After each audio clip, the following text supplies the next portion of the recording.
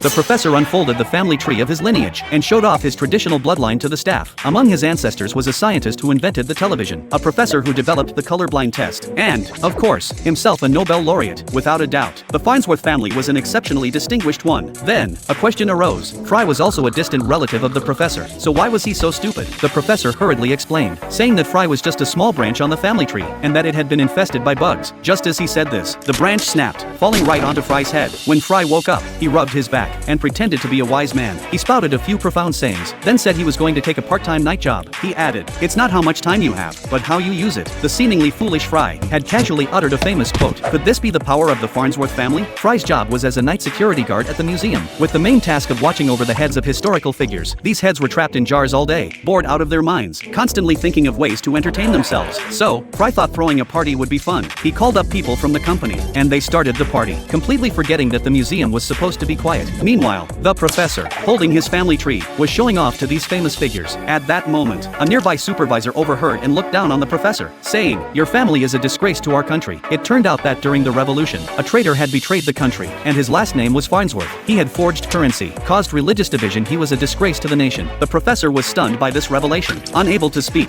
and the blow to his pride made him collapse to the ground. Meanwhile, the others continued to enjoy their party. Suddenly, Zwabert began drinking from one of the jars, but was quickly stopped by the professor and Amy. However, Zwabert's body started making strange noises, releasing energy that whisked the two of them away, and they found themselves in a scene from history.